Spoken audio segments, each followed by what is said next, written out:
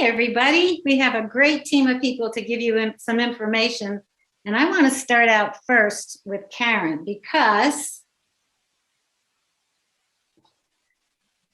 you young'uns know all the information. And Karen, you're president of the NAACP in Norwich. You've done lots of presentations about voting. I was told that Georgia is better than us for voting access. Is that true? Well, Georgia does have some voting access that we don't have in Connecticut, such as no excuse absentee voting and early voting. What? I voted absentee last November. I didn't need an excuse. But that's because it was an emergency. Emergency, schmergency. I liked it. My grandma was a suffragist, and she would have loved 100 years of women voting, but would say, living in a state with less access than Georgia? Do something.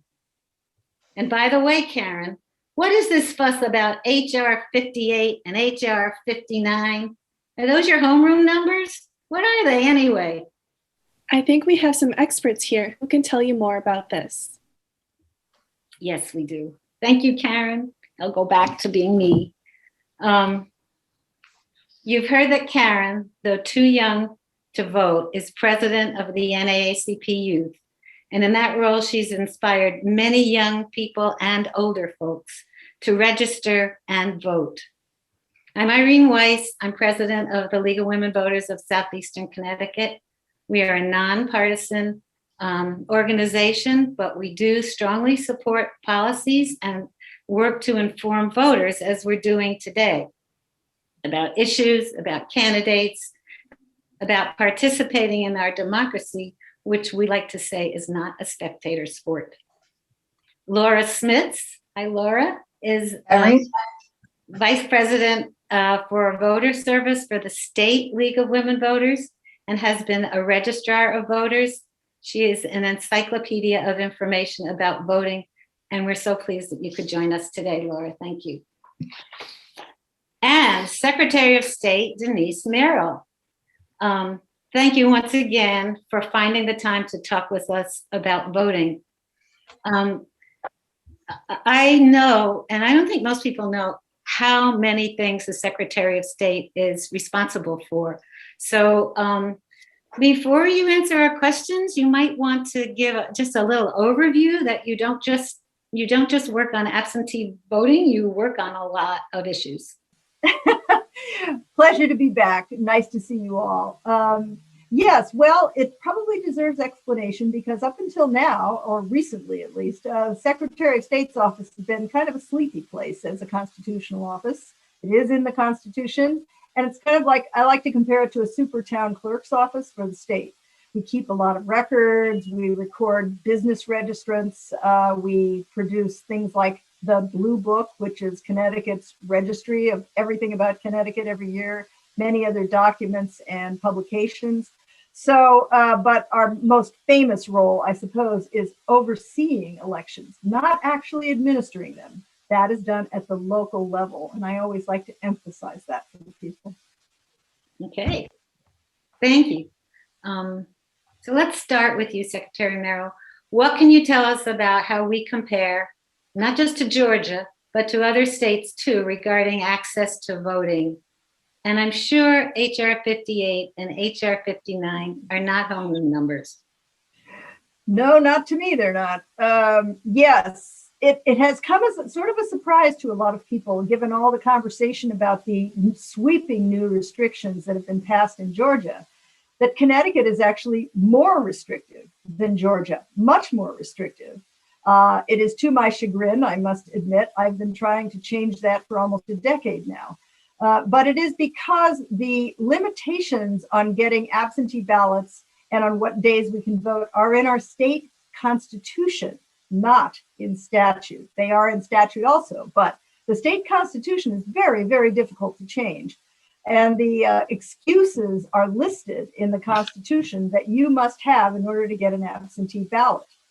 I think that has changed a little bit since the 2020 election because all of a sudden people realized, because we made a special exception for the 2020 election due to people's fears of COVID, that it was possible to vote very safely and securely by absentee ballot. And I think now there's a much greater understanding that we need to have more flexibility. Like, I think there's now only 6 states that have these restrictions, and they're not in their state constitutions. And those other 6 states are not states we are usually compared with, let's put it that way. So it is a very ironic situation that Georgia is actually cutting back from things we don't even have yet, like days of early voting and like more access to absentee ballots. And HR 58 and HR 59? Seek to change that situation. There are 2 constitutional amendments, because that's the way we need to amend the Constitution to get those provisions out of the Constitution. HR 58 is something that says, let's just remove all that language about what you need as an excuse for an absentee ballot and put it in statute where it belongs. And 59 is the one that would give us access to early voting. It would take that language out of the state constitution. Both of those, I hope, will be on the ballot should they pass with sufficient numbers. It will be on the statewide ballot in 2022, so everyone can vote on whether they would like these restrictions removed. Okay, thank you. Laura, did you have a question? Yes, so Secretary Merrill, I'm often asked, when my past life as a registrar and also as a moderator for Norwalk, why can't we vote online? Why can't we just go online and vote? What's the big holdup? Especially young people, and especially now, all of us do so many things online. What's preventing us from doing online voting? One simple word, and that is cybersecurity. A big wake-up call in 2016 showed us that our voter registry could and almost was hacked by Russian agencies. And so that led us to significantly increase the security we have, not only for our voter registry, but for our entire voting process. So we're very concerned about the security of your vote. And voting online is still not secure enough to satisfy, for example, the Yukon Voting Center, who does a lot of this kind of research for us. And that, I think we're still probably a decade away from safe voting online. I think it may happen at some point, but not yet. Okay, thank you. And there's, I know I've listened to Laura's talk, which is just full of details about how voting works from behind the scenes. And it's very impressive to understand the backup that we have to voting when people are worried about where that information goes when you put the form through the machine. So maybe you could mention, Laura, do you want to say something about that? Well, I will quickly, just because a lot of people are mistakenly think that our machines are connected to the internet somehow, and they're not. They're programmed with cards, and they're underneath lock and key. Those cards are sealed up and sealed with seals, and those are sealed and bagged with seals. And there's a lot of seals going on, as you know, just to make sure that nothing can be tampered with. But I do know that sometimes some of the military and some of the expats, overseas people, can do some things online, but not actually vote. They can request the materials, but they can't actually vote. So that's something. I think one of the good news things about our system is that it is state by state. It isn't a federal system. Since what Secretary Merrill mentioned with cybersecurity, can you imagine if it was all done through the federal government? It would be very difficult to not get hacked. So I think that in some ways, the states doing their own thing is a problem. I think that one of the things that I thought was great about the bill that went through the House of Representatives would set some basic guidelines that all states should follow. And it's amazing to me when I find out how many states don't do the basic things that we do. So I think that's important distinction. Great, thanks. Karen, you had a question next? Sure. Secretary Merrill, my parents were a couple of the first-time voters that voted in the August primary and the 2020 presidential election, and they were able to easily register to vote online and vote through absentee ballots, which were dropped off in the boxes outside of City Hall. How will you advocate for these people who have never voted before in their lives to start getting registered to vote, and how will the access to absentee ballots in your opinion, help these people get out the vote? Well, thank you for bringing that up, Karen, because I think you've put your finger on the most important thing that we have not only to do in the future, but that we did in the 2020 election, and that's public information about exactly how you vote. You would be surprised at how many people feel a little scared about voting. They're not sure exactly how to do it, and it makes them very nervous. So maybe they just don't go because they're afraid of it. I think what we saw in the 2020 election with the number of people who were so much more comfortable once they knew they could get an absentee ballot. We mailed applications to everyone. It got them thinking about voting. I think it was very helpful. And then we did a lot of outreach to make sure they knew how to do this new thing that we were allowing them to do here in Connecticut. I mean, not to say other states have been doing this for years and years, but we have not.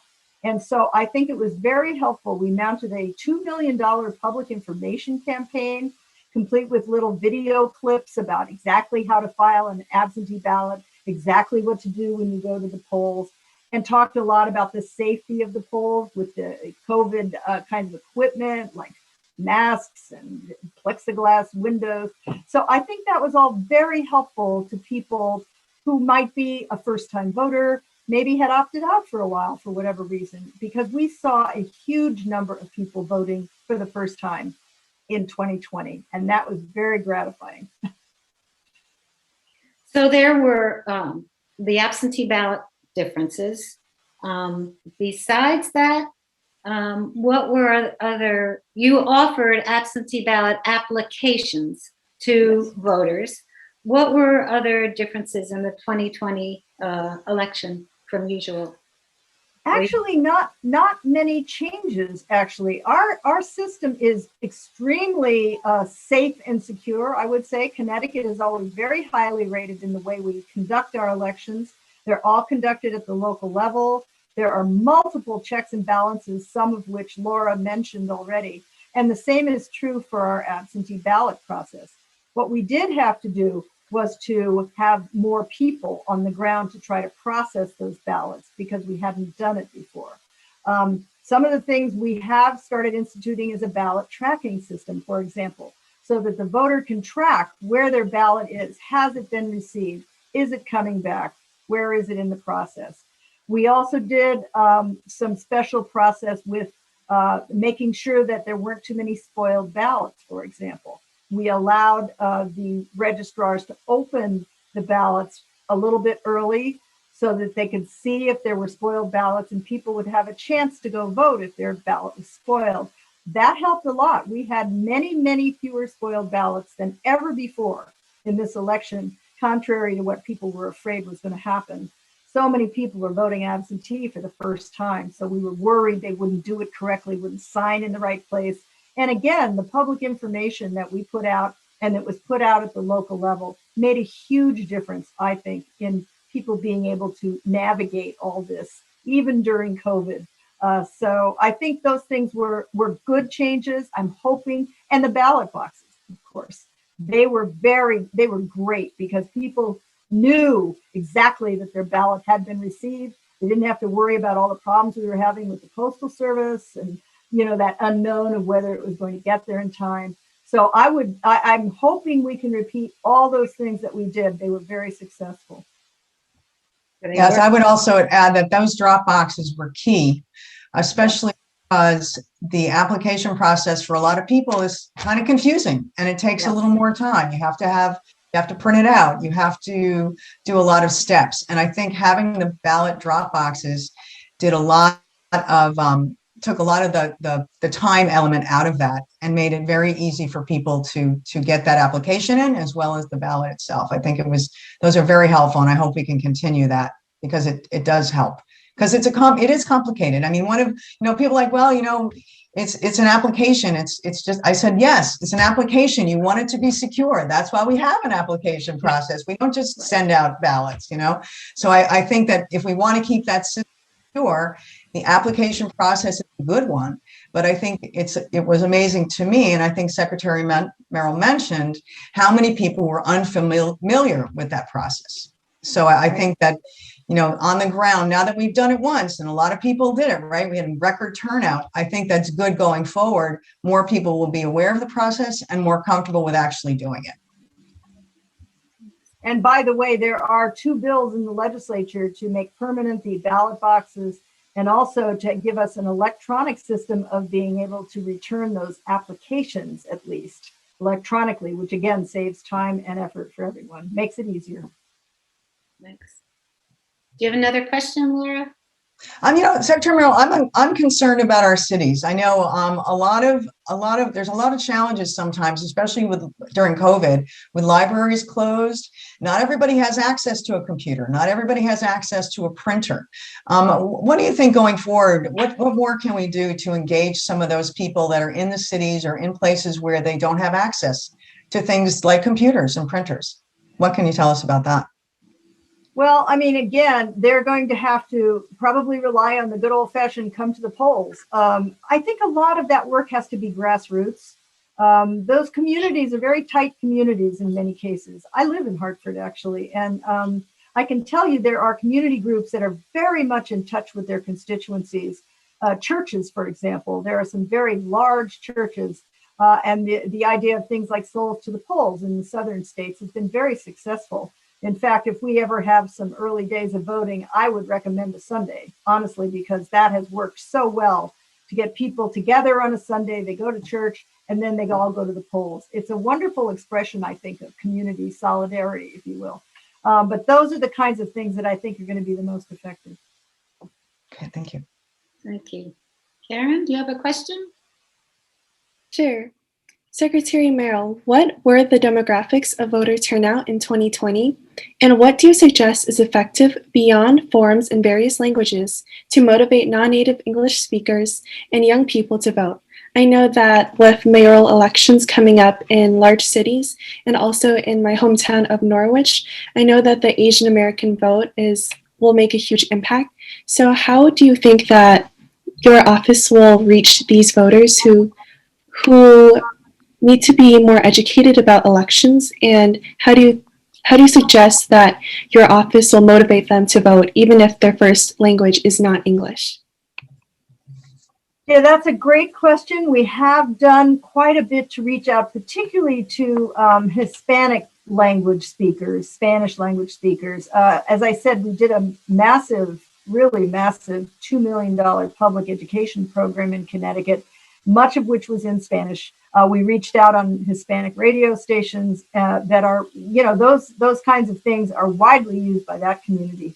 And then there's other communities that are harder to reach, but again, we work through grassroots groups that are in touch with other communities that we can reach. We also produce, of course, all our forms in multiple languages and all that sort of thing, but it still does rely on quite a bit of knowledge about how to get to our website, for example. How many people would know how to go to a Secretary of State's website? So I kind of think it goes back to the local level again. I'm hoping that towns will do more outreach to those communities because they're very specific in different areas of the state. For example, in Danbury, there's multiple communities, mostly from different Central and South American countries, but they're all different. And they sort of have groups and they hang out together and they talk to each other. So I do have several people in my office that are constituent service people, and they will go out to these groups and make presentations and try to get them engaged and get them registered to vote. But I think really a lot of the local officials do that sort of thing too. I mean, I would ask Laura, you've been a local official. We do have requirements, for example, that registrars go to high schools every year and do a high school voter registration in May for everyone that's going to be 18 by election day. I would be supportive of going to like 16-year-olds. We would have to pass a constitutional amendment to allow 16-year-olds to register to vote. In advance of becoming 18, there is a constitutional amendment to do that this year. I don't think it's going to be on the agenda, but we'll see. And just as a little aside, some of the most amazing data I saw this year is about youth voters. I'm one of those people that for years I've been bemoaning the fact that there's not enough young people voting, they're not registering or whatever. We've tried everything. All of a sudden, it's like a whole generation has come to life.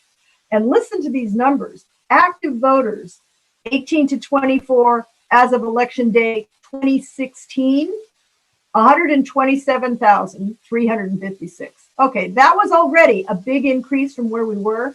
Active voters 18 to 24 as of election day 2020, 229,000. Double the number. That is just stunning. So it's, and they voted. We haven't got the final statistics yet, but so there's a generational shift going on. I don't know where it's going yet, but there's certainly a lot of activism among young people, and it is welcome, believe me. I'd like to put in a plug for the league because here in southeastern Connecticut, we've been real active helping people register to vote, and it's a little more trickier this year going into high schools. We usually go in at lunchtime and bring our signs and our stickers, and there's a lot of students who, even though the registrars go in May, we still get other students registering to vote. But we've started this year with a Zoom approach. And we went first to Grasso Technical School in Groton. And I can't tell you the numbers of students that registered, but they all had their books, what do you call them? Their computers at home. They were all at home because it was a Wednesday, and Wednesday all the students were home, and they have hybrid the other days.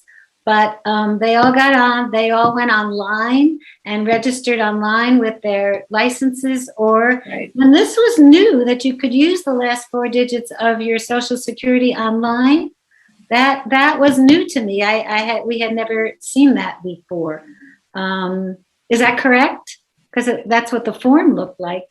Yes, if you have the last 4 digits, yes, you can register online. That's how you can do it in person. So we'll see how many more schools we can get into, but it's very rewarding. And for Karen and all the other young people out there, really everybody, we're really happy to go to events, to go to schools, and help people register to vote. Because sometimes people want to do it, they just don't get around to it, or there's a little stumbling block, and just have somebody help them go through the process is it's very helpful, and we love to do it. Everybody loves to do it. So right. One of the upsides, there can be upsides to a pandemic, was how, because so many of our poll workers are seniors, how many young people stepped up and came into the polls and took those jobs and helped other people register online. That's the other thing.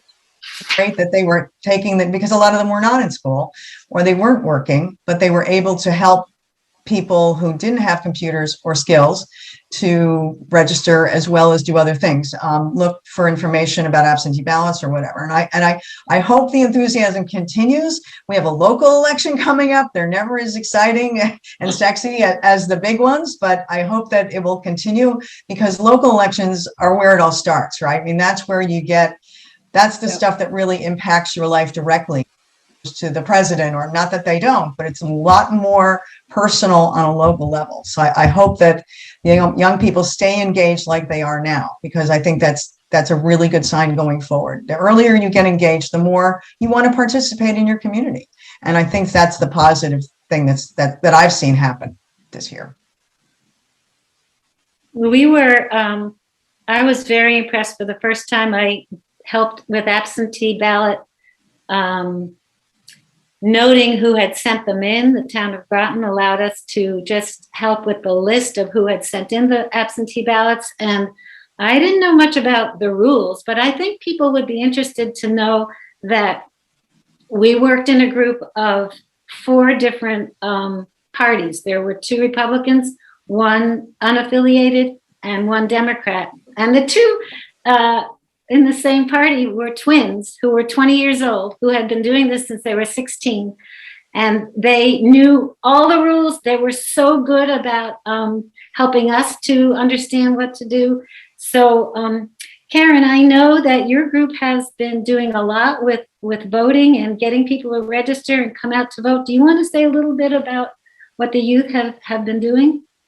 Absolutely.